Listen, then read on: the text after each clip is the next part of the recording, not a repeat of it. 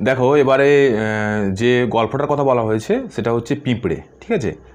তো এটা অমিয় চক্রবর্তীর লেখা। তো এই পিঁপড়ে গল্পটার মধ্যে অমিয় চক্রবর্তী কী বলেছেন সেটা নিয়ে এখানে আলোচনা করা হয়েছে। রবীন্দ্র পরবর্তী আধুনিক বাংলা কাব্য সাহিত্যের অন্যতম কবি অমিয় চক্রবর্তী তাঁর পিঁপড়ে কবিতায় ক্ষুদ্র সামান্য প্রাণী পিঁপড়ের অপূর্ব ছন্দময় জীবন প্রবাহ উপস্থাপিত করেছেন। অর্থাৎ পিঁপড়েদেরকে নিয়ে একটা তিনি কবিতা লিখেছেন এবং পিঁপড়েদের যেভাবে জীবনযাপন করে, কেমনভাবে জীবনযাপন করে, সেই জীবনযাপন সম্বন্ধে কিন্তু কবি এখানে তার কবিতায় কিন্তু কিছু কথা বলেছেন। হ্যাঁ, তো এই প্রসঙ্গে কবি মাটির বুকে বসবাসকারী সব প্রাণী নশ্বর একথা স্মরণ করিয়ে এই স্বল্প পরিসর জীবন সকলের আনন্দে ভালোবাসায় কাটুক সেই কামনা করেছেন। অর্থাৎ নশ্বর মানে হচ্ছে কেউ কিন্তু সারা জীবন বেঁচে থাকে না। হ্যাঁ, তো এই কথাটাই হচ্ছে নশ্বর। তো সমস্ত প্রাণী যে বেঁচে থাকে না এবং যেটুকু বেঁচে থাকে সেটুকু যেন তারা আনন্দ ফুর্তি করে কাটাতে পারে, সেই কামনায় কিন্তু পিঁপড়ে কবিতার মাধ্যম দিয়ে অমিয় চক্রবর্তী এই পিঁপড়েকে কেন্দ্র করে আমাদেরকে উপস্থাপন করেছেন। ঠিক আছে, তো আমরা নেক্সট গল্প পড়ব ফাঁকি। এই ফাঁকি গল্পটা রাজকিশোর পট্টনায়কের লেখা। তো এই গল্পের মধ্যে তিনি লিখেছেন যে প্রখ্যাত উড়িয়া সাহিত্যিক রাজকিশোর পট্টনায়ক রচিত ফাঁকি গল্পের কেন্দ্রে রয়েছে আম গাছ। এই গাছটি গোপালদের বাড়ির প্রধান পরিচয় হয়ে উঠেছিল। কীটপতঙ্গ, পাখি, মানুষ সকলের কাছে সে উঠেছিল নানা প্রয়োজনের আধার। আষাঢ়ের এক তুমুল ঝড়ে হঠাৎ গাছটির ভেঙে পড়া সকলকে ফাঁকি দিয়ে তার চলে যাওয়ার সামিল হয়ে দাঁড়ালো। অর্থাৎ একটা আম গাছ কেন্দ্র করে এখানে সে কি করে সেই আম গাছটা, যেটা হচ্ছে এক গোপাল বলে একটা চরিত্র ছেলে, তার বাড়ির পাঁচিলের কাছে একটা আম গাছ হয়েছিল এবং সে আম গাছটাই এক সময় সকলের কাছে একটা আনন্দের বিষয় বা একটা পছন্দের বিষয় হয়ে দাঁড়িয়েছিল। ঠিক আছে, সেটা হচ্ছে কীটপতঙ্গ, পাখি, মানুষ ইত্যাদি। তো সেই আম গাছটা কোনো একটা ঝড়ে কিন্তু মারা যায়। হ্যাঁ, ধীরে ধীরে মারা যায়। তো তখনই তাকে কেন্দ্র করে যে দুঃখের একটা আবহ রচিত হয় সেটা নিয়ে এখানে বলা হয়েছে ফাঁকি। এরপরে নেক্সট যেটা বলা হয়েছে চিত্রগ্রীব। ধনগোপাল মুখোপাধ্যায় লেখা। যশস্বী শিশু সাহিত্যিক ধনগোপাল মুখোপাধ্যায় তার চিত্রগ্রীব রচনায় চিত্রগ্রীব নামক একটি পায়রার কথা বলেছেন। পায়রা, ঠিক আছে। তার গ্রীবার নানা রঙের পালকের জন্য তার নাম চিত্রগ্রীব। গ্রীবা মানে হচ্ছে যে ঘাড় বা গলার কাছে, ঠিক আছে। সেখানে নানা রকম রঙ রয়েছে, তোমরা নিশ্চয়ই পায়রাকে দেখেছো। তো সেই পায়রার গলার কাছে কিন্তু বিশেষ করে কালো কালো পায়রাগুলো, হ্যাঁ, ছাই রঙের যে পায়রাগুলো থাকে তার মধ্যে কি তার গলার কাছে কিন্তু নানা রকমের রঙিন রঙিন পালক থাকে। ঠিক আছে, তো সেই পালকের চিত্র নানা যে রঙ রয়েছে সেই রঙ নিয়ে কিন্তু তিনি পায়রা সম্বন্ধে কিছু বলেছেন। জন্মের পর থেকে তার বাবা মা পরম মমতায় তার বেড়ে ওঠা এবং তার উঠতে শেখার ঘটনাই হলো এই রচনার মূল উপজীব্য। ঠিক আছে, তো একটি পায়রাকে কেন্দ্র করে একটি পাখির জীবনচক্র তিনি আলোচনা করেছেন। অর্থাৎ তার জন্ম হওয়ার পূর্বে তার মা ডিম পাড়ে, সেই ডিম থেকে জন্ম হয় বাচ্চা, সেই জন্ম থেকে কী করে আবার সে পূর্ণাঙ্গ পায়রায় রূপান্তরিত হয় এবং সবটাই তার বাবা মায়ের, অর্থাৎ যে বাচ্চাদের জন্ম হলো তার বাবা মায়ের পরম কি বলবো মমতায় তার বেড়ে ওঠা সেই চিত্রটা তিনি এঁকেছেন। নেক্সট হচ্ছে আশীর্বাদ তিনি লিখেছেন দক্ষিণারঞ্জন মিত্র মজুমদার। বাংলার রূপকথার অসাম্য রূপকার দক্ষিণারঞ্জন মিত্র মজুমদার আশীর্বাদ গল্পে একটি পিঁপড়ে, ঘাসপাতা, বৃষ্টি ও জলের কথোপকথনের মাধ্যমে প্রকৃতির পরম আশীর্বাদ প্রসঙ্গ উপস্থাপিত হয়েছে। যে আশীর্বাদ প্রকৃতি নির্ভেজালভাবে ভেদাভেদ জ্ঞান না করে সকলের মধ্যে সমানভাবে বিতরণ করে। অর্থাৎ এই আশীর্বাদ গল্পে হচ্ছে একটি প্রকৃতির মধ্যে একটি প্রকৃতিমূলক গল্প এবং যার মধ্যে রয়েছে একটি পিঁপড়ে, একটি ঘাসপাতা এবং বৃষ্টির জলের মধ্যে। হ্যাঁ, তিনটের মধ্যে কিন্তু নানাভাবে কথোপকথন হচ্ছে। এখানে একটা কথোপকথন আলাপ করেছেন কবি লেখক। তো সেই কথোপকথনের গল্প এখানে তিনি কিন্তু আশীর্বাদ গল্পের মাধ্যমে দক্ষিণারঞ্জন মিত্র মজুমদার তিনি কিন্তু লিখেছেন। হ্যাঁ, তারপরে হচ্ছে এক ভুতুড়ে কাণ্ড। এটা কিন্তু খুব ইন্টারেস্টিং একটা গল্প, ভূতের ব্যাপার রয়েছে কিন্তু গল্পটা আদৌ ভূতের ব্যাপার নয়। হ্যাঁ, কিন্তু গল্পটা পড়লে তোমরা গা ছমছমে একটা পরিবেশ পাবে কিন্তু এখানে। ঠিক আছে, তো তিনি লিখেছেন শিবরাম চক্রবর্তী। কথা সাহিত্যিক শিবরাম চক্রবর্তী তার ভুতুড়ে কাণ্ড গল্পটিতে সার্থকভাবে বুঝিয়ে দিয়েছেন ভূত আসলে কি তা জানার ঔৎসুক্য আমাদের প্রবল। গল্পের কতক সাইকেল করে রাঁচি যাওয়ার পথে সাইকেল খারাপ হয়ে গেলে একটি বেবি অস্টিন গাড়িতে প্রায় বিনা অনুমতিতে উঠে পড়েন এবং পরে অনুভব করেন গাড়িটি আসলে চালকবিহীন। এইভাবে গল্পে ভৌতিক রসের সৃষ্টি হয়। অবশেষে গাড়ির মালিকের আবির্ভাবের সেই রহস্যের জট খুলে যায়। তো এই গল্পে একটি ভৌতিক রসের সৃষ্টি করা হয়েছে। মানে এখানে যে গল্পটার ভুতুড়ে গল্প মনে হচ্ছে, তোমরাও যখন গল্পটা পড়বে বুঝতে পারবে একটা গা ছমছমের ব্যাপার, ঠিক আছে। কিন্তু অবশেষে গল্পের শেষে কিন্তু তোমাদের সেই অপেক্ষার বা গা ছমছমে ভয় পাওয়ার ব্যাপারটা কিন্তু অবসান হবে। বুঝতে পারা যাবে যে সেটা আদবই ভৌতিক কোনো কর্মকাণ্ড নয়। তখন কিন্তু তোমাদের প্রচণ্ড হাসি লাগবে। খুব ফানি একটা গল্প, হ্যাঁ, তোমরা পড়লে ভালো করে বুঝতে পারবে। নেক্সট বলছে বাঘটা হচ্ছে নবনীতা দেবসেনের লেখা। তো নবনীতা দেবসেন তার বাঘ কবিতায় এক ছোট্ট বাঘের খিদের জ্বালা মেটানোর ঘটনার মধ্য দিয়ে নির্মল হাস্যরসের উপস্থাপনা দেখিয়েছেন। কবিতা দেখা যায় ছোট্ট হলুদ বাঘ পাখি শিকারে, কাঁকড়া ও মাছ ধরতে অসমর্থ মানে হচ্ছে না পারা, হ্যাঁ, তার বাঘ বাবা মা দুঃখে অপমানে পাখির আলয় ছেড়ে সজনে খেলায় অর্থাৎ সজনেখালিতে বাসা বাঁধল। অর্থাৎ এখানে একটা ছোট্ট বাঘ শাবক যাকে বলা হয়, বাঘের বাচ্চা যাকে বলা হয়,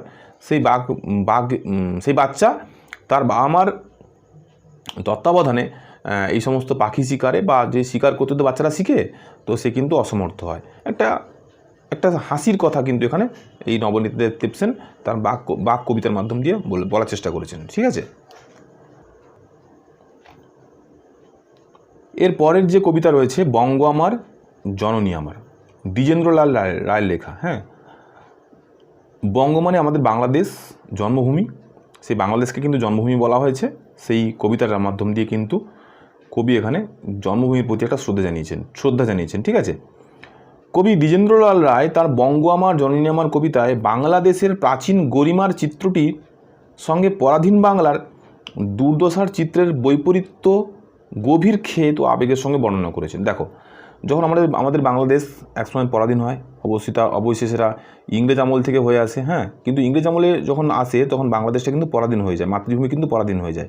তার আগে কিন্তু আমাদের মাতৃভূমি স্বাধীন ছিল, আমরা মায়ের কোলে জন্ম নিয়েছি, এবং সেই স্বাধীন হওয়ার পরাধীন হওয়ার পূর্বে যে স্বাধীন চিত্রটি ছিল তার সঙ্গে পরাধীন বাংলার যে বিস্তর ফারাক রয়েছে, সেই ফারাকের কথা কিন্তু এখানে খুব আবেগ স্বরূপ এখানে কবি বর্ণনা করেছেন। হ্যাঁ, দেশমাতৃকার অবমাননা দীনতা কবিকে বিচলিত করেছে। অর্থাৎ দেশমাতৃকা, দেশকে কেউ যদি বাইরের লোক এসে অপমান করে, তাহলে যে দেশটাকে আমি তাকে মা মতো মনে করি, জননীর মতো মনে করি, হ্যাঁ, তো সেই দেশকে যদি কেউ অপমান করে বাইরের লোক এসে, তখন কিন্তু অবশ্যই সন্তান হিসেবে আমাদের অবশ্যই কিছু না কিছু আমরা আবেগপ্রবণ হয়ে পড়বো, আমাদের কিন্তু বিচলিত হয়ে পড়বো, তাই না। তো কবি ওখানে হয়েছেন তাই। কবির দৃঢ় বিশ্বাস শীঘ্রই দুর্দিনের অবসান হয়ে নতুন আলোকোজ্জ্বল দিনের সূচনা হবে। তো যে কোনো জিনিসই দীর্ঘদিন থাকে না, আমরা আশা নিয়ে বেঁচে থাকি, হোপ নিয়ে বেঁচে থাকি, তাই না। তো এখানে কবি যখন লিখেছিলেন তখন কিন্তু দেশ পরাধীন ছিল, হ্যাঁ। এবার কবির মনেও কিন্তু একটা আশা জন্মেছে যে এই দুর্দিন অর্থাৎ পরাধীনতা মাতৃ জন্মভূমির যে পরাধীনতার একদিন মোচন হবে এবং স্বাধীন জীবন শুরু হবে। হ্যাঁ, তিনি স্বপ্ন দেখেছেন যে বাঙালি একদিন মাথা উঁচু করে দাঁড়াবে বিশ্বের দরবারে, ঠিক যেভাবে এখন আমাদের সমস্ত বিশ্বের প্রত্যেকটা প্রান্তে যেরকম বাঙালিরা অর্থাৎ আমরা কাজের মাধ্যম দিয়ে ছড়িয়ে ছিটিয়ে রয়েছি, সেরকম কিন্তু তিনি স্বপ্ন দেখেছিলেন। হ্যাঁ, নেক্সট এখানে একটা শহীদ গল্প দেওয়া হয়েছে। শহীদ তোমরা জানো কাকে বলা হয়, শহীদ যারা দেশের জন্য প্রাণ দিয়েছেন তাদেরকে শহীদ বলা হয়, ঠিক আছে। তো এরকম একজন বিপ্লবী হলেন যতীন্দ্রনাথ দাস, ঠিক আছে, তাকে নিয়ে লেখা হয়েছে। আশিস কুমার মুখোপাধ্যায় তিনি লিখেছেন। তো আশিস কুমার মুখোপাধ্যায় তাঁর শহীদ যতীন্দ্রনাথ দাস প্রবন্ধে বিপ্লবী যতীন দাসের জীবন কথা অসামান্য ভঙ্গিমায় তুলে ধরেছেন। তো গদ্যে আমরা প্রত্যক্ষ করি বা দেখতে পাই শহীদ যতীন দাস জীবনের প্রারম্ভিক লগ্ন থেকে, প্রারম্ভিক মানে হচ্ছে সূচনা, হ্যাঁ, জীবনের শুরু থেকেই রাজনীতি এবং নামি দামি বিপ্লবীদের সংস্পর্শে মানে পরিচয় ঘটে, ঠিক আছে। এই মহান বিপ্লবীর জীবন কথা ও বিশেষত তার শহীদ হওয়ার কাহিনী হচ্ছে আলোচ্য রচনার প্রধান কেন্দ্রীয় বস্তু। তো তোমরা এখানে বুঝতে পারলে যে আমরা যেরকম নেতাজি সুভাষচন্দ্র বোস, তারপরে হচ্ছে মহাত্মা গান্ধী, হ্যাঁ, বিভিন্ন ক্ষেত্রে আমরা ভালো করে জানি। তো যতীন দাসের কথাও কিন্তু সেরকম একটা লেখক এখানে তার বিপ্লবীর সঙ্গে সংযুক্ত হওয়া এবং দেশের জন্য তিনি কী করেছেন, শহীদ হয়েছেন, তার কাহিনী কিন্তু তোমরা এই গল্পটার মাধ্যমে পড়লে বুঝতে পারবে, ঠিক আছে। নেক্সট হচ্ছে ধরাতল। রবীন্দ্রনাথ ঠাকুরের ধরাতল হচ্ছে একটা খুব সুন্দর কবিতা। এই কবিতা তিনি বলেছেন, তার ধরাতল কবিতায় এক কাল্পনিক নৌকাযাত্রায় শ্যামল ধরণীর আশ্চর্য রূপ প্রত্যক্ষ করেছেন। শ্যামল ধরণী মানে সবুজ, ধরণী মানে হচ্ছে পৃথিবী, হ্যাঁ। তো তিনি এক সময় নৌকা যাত্রা করেছিলেন, অর্থাৎ নৌকায় করে কোনো একটা যাচ্ছিলেন জায়গায়, যেতে যেতে তিনি কিন্তু নদীর তীরে চতুর্দিকে যে শ্যামল অর্থাৎ সবুজ শ্যামল যে প্রকৃতি দেখতে পারেন, সেই প্রকৃতির রূপ কিন্তু তিনি দেখেছেন। ভালো মন্দ সুখ দুঃখের মিলনে সেরূপ অনবদ্য, অর্থাৎ সেই রূপটা কিন্তু তার কাছে কখনো ভালো মনে হয়েছে, কখনো খারাপ মনে হয়েছে, কখনো সুখ মনে হয়েছে, কখনো দুঃখ মনে হয়েছে, তাই না? তো তার কাছে কিন্তু সেই সব কিছু মিশিয়ে কিন্তু ওটা অনবদ্য লেগেছে। কল্পনায় নদীর বুকের ওপর দিয়ে ভেসে যেতে যেতে নদী তীরবর্তী ছায়ানিবিড় গ্রামের শোভা লক্ষ্য করে কবির মনে হয়েছে প্রকৃতির সৌন্দর্যের মধ্যে রয়েছে অনন্ত প্রেমের সম্ভার। অর্থাৎ আমাদের যে প্রকৃতি রয়েছে, এই প্রকৃতির মধ্যে এত উপাদান রয়েছে, এখানে গাছপালা, আকাশ বাতাস, পাহাড় পর্বত, নদী নালা, খাল বিল সব কিছু রয়েছে। হ্যাঁ, তো এইখানে যে ভালো করে প্রত্যক্ষ করে বা এই প্রকৃতির মাধ্যমে যে একবার সেখানে যায়, তার মধ্যে কিন্তু প্রবল প্রেমের আবেগ ভেসে থাকে। হ্যাঁ, এবং এখান থেকে কিন্তু আমরা খুব আনন্দ পেতে পারি, সেটাই কিন্তু এখানে লেখক তার কবিতার মাধ্যম দিয়ে বলতে চেয়েছেন। নেক্সট এখানে কি আছে, নেক্সট হচ্ছে হাবুর বিপদ। তো হাবুর বিপদ হচ্ছে অজয় রায়ের লেখা। শিশু সাহিত্যিক অজয় রায় রচিত হাবুর বিপদ গল্পটিতে হাবুল চন্দ্র ওরফে হাবু স্কুলে রচনা না লিখে গিয়েও কীভাবে উপস্থিত বুদ্ধির সাহায্য বানিয়ে একটি মৌলিক রচনা স্যারকে শোনায়। পরে স্যারের কাছে ধরা পড়ে গেলেও তার মৌলিকতার পুরস্কার স্বরূপ স্যার হাবুকে কোনো শাস্তি দিলেন না।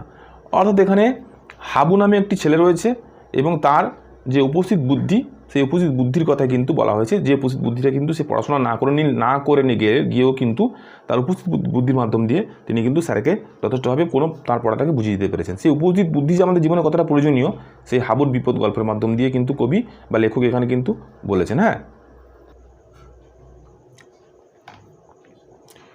এরপরে রয়েছে কিশোর বিজ্ঞানী। হ্যাঁ, অনন্তশঙ্কর রায়ের লেখা।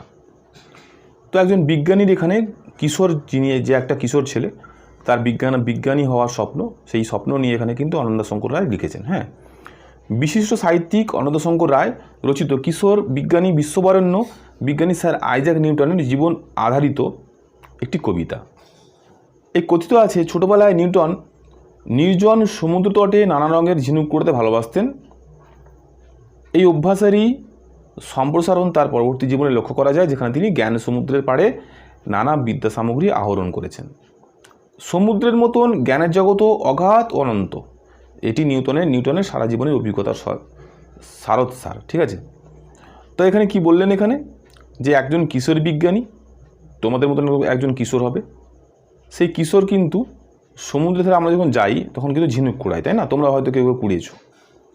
তো একইভাবে যেরকম প্রাকৃতিক একটা ব্যাপার সমুদ্র, তার কোনো কিনারা নেই বা শেষ নেই, সেরকম লেখক এখানে বলতে চেয়েছেন বা কবি এখানে বলতে চেয়েছেন যে জ্ঞানেরও কিন্তু কোনো শেষ নেই। অর্থাৎ জ্ঞানকেও কিন্তু সমুদ্রের সঙ্গে তুলনা করা হয়েছে। আমরা যদি জ্ঞানের ভাণ্ডার ভরতে পারি, তা সেটা কিন্তু কখনো শেষ হবে না। হ্যাঁ, সমুদ্রে যেরকম কিনারা আমরা খুব আসতে পারি না, এক পাশ থেকে যেদিকে যাই সবটাই জল জল জল, এবং তার পাড়ে কিন্তু অনেক ঝিনুক রয়েছে রং বেরঙের, আমরা কুড়তে ভালোবাসি, সেরকম জ্ঞানটা হচ্ছে সমুদ্র। সেই সমুদ্রের পাড়েও কিন্তু আমরা যেতে যেতে সারা জীবনের অভিজ্ঞতা সঞ্চয়টা হচ্ছে এই ঝিনুকের মতোই একটা রং বেরঙের অভিজ্ঞতা। সেই অভিজ্ঞতার কথা কিন্তু এখানে অনন্তশঙ্কর রায় তার কবিতায় বলেছেন। হ্যাঁ, লাস্ট বলছে তোমাদের ননিদা নট আউট, মতি নন্দীর লেখা। এটা ক্রিকেট খেলার গল্প। তোমরা অনেকে ক্রিকেট খেলো নিশ্চয়ই, ঠিক আছে? যারা খেলো তারা নিশ্চয়ই জানো যে ক্রিকেটের ব্যাপারটা কী। তো সেখানে এই ক্রিকেট গল্পটাকে নিয়ে মতি নন্দী কিন্তু রচনা করেছেন। প্রখ্যাত ক্রীড়া সাংবাদিক এবং ছোট গল্পকার মতি নন্দী রচিত ননিদা নট আউট গল্পে কীভাবে ননিদার বুদ্ধিমত্তার বলে CCH ক্লাব প্রায় হারতে বসা একটি ক্রিকেট ম্যাচ অমীমাংসিতভাবে শেষ করতে পেরেছিল, তারই মজার কাহিনী বর্ণিত হয়েছে। প্রায় 25 বছর আগে ঘটে যাওয়া ম্যাচটির স্মৃতিকেও ভুলতে পারে না ননিটিক্স মহিমায়। আচ্ছা, তো এই যে গল্পটা দিল, এখানে একটি দু দলের ক্রিকেট খেলা হচ্ছিল এবং ক্রিকেট খেলার মধ্যে কিন্তু একটা ম্যাচ, একজন জিতবে একজন হারবে অবশ্যই, কিন্তু সেই যে হারার কাছে গিয়েও আবার অবিশ্বাস্যভাবে সে জিতে যায়, সেটাই কিন্তু মজার কাহিনী এখানে বর্ণিত হয়েছে। খুব সুন্দর একটা গল্প, এখানে তোমরা পড়লে খুব মজা পাবে। দেখো বন্ধুরা, তো আজকে এই অবধি শেষ হলো। তো এরপরে কিন্তু আমাদের আসছে 4র্থ অধ্যায় হযবরল। তোমাদের যে আরেকটা বই দিয়েছে স্কুল থেকে, সেই বইটা হচ্ছে একটা পুরো র্যাপিড রিডার বা একটাই গল্প, তার সেই গল্পটার নাম হচ্ছে হযবরল। এবং সেই বইটা কী কী বিষয় রয়েছে, মূল কোন বিষয় রয়েছে, কোনগুলো ভালো করে পড়তে হবে তার সারসংক্ষেপ আকারে এখানে দেওয়া আছে। তো আমরা নেক্সট ভিডিওতে এই হজবরল নিয়ে কিন্তু আলোচনা করব। হ্যাঁ, তো তোমার পাশে থেকো এবং ভালো করে ভিডিওটা দেখতে থাকো।